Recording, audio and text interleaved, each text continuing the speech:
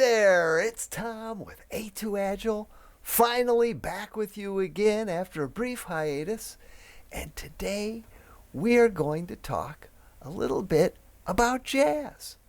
Well, specifically about Miles Davis and how his approach to selecting musicians is very similar to Google's Page and Brin back in the early days, and how they were selective about the people they chose and why they chose them and what their expectations were. So let's get right to it. We're going to play some music for you here. And let's welcome Miles Davis and the quintet. So what you're seeing here is a few young guys. Wayne Shorter on sax, Ron Carter on bass, and Tony Williams on drums, and on keyboards, everybody knows him, Herbie Hancock. Now, each one... Let's listen to some music here.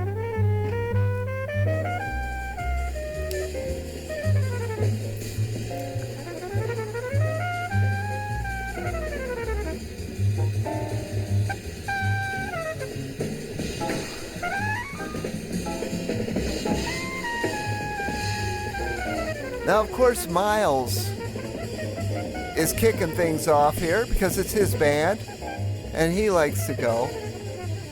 But notice all the other guys are just falling into the background and playing their part. Now, what's important to understand is that each of these gentlemen on this stage ultimately became superstars. In the music that they played. They were all band leaders in their own right. They were composers. And here they're playing background for Miles. And Miles handpicked each of these guys before they were famous. I mean, they were obviously on the scene and known to the people that were local to them. But wow, they became huge stars. And the same is true of a lot of the folks that Google hired earlier on. Some of these folks went on to create companies of their own and became wildly successful. And Miles was very specific about picking people that he thought were going to be creative forces and have a voice of their own.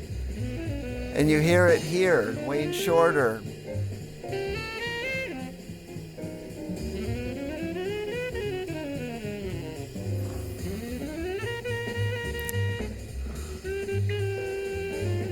I'm a big fan of Wayne Shorter. He went on to form a band with a guy named Zawinul called Weather Report. It's a band I love. And here, even in his youth, he's in his early 20s here, his style was already established, and you can hear it in his later music.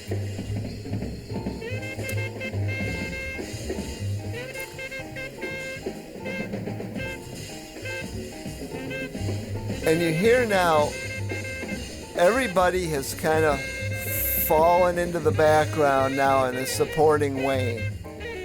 And teams work this way a lot. Teams often, have moments where some member of the team needs to step forward and really take the reins and lead things.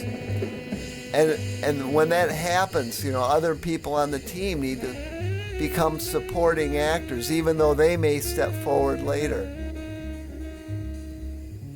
And notice how they get quiet here.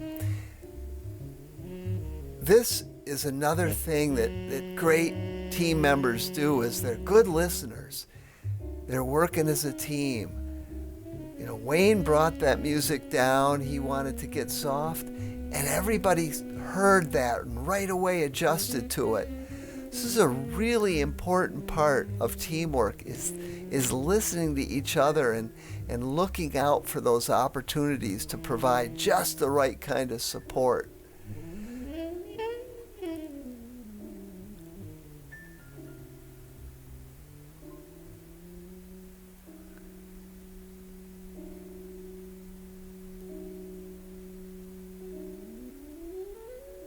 And as you can see, the synchronization with the audio is off quite a bit on this video, which is a shame, but you get the general idea there.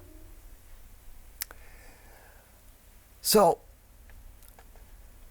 it's important that we recognize that there's a lot of other aspects to teamwork that are subtle, and that we can learn from these guys. They were all great leaders, and yet they knew how to play a supporting role. And I think that organizations can learn a lot from listening to jazz. I certainly love this music, and I hope you enjoyed this one too. As per usual, I encourage you to subscribe to this channel. We're going to have some more fun videos, gonna have some laughs somewhere along the way. We're going to listen to some music, and I hope to see you again real soon. Take care.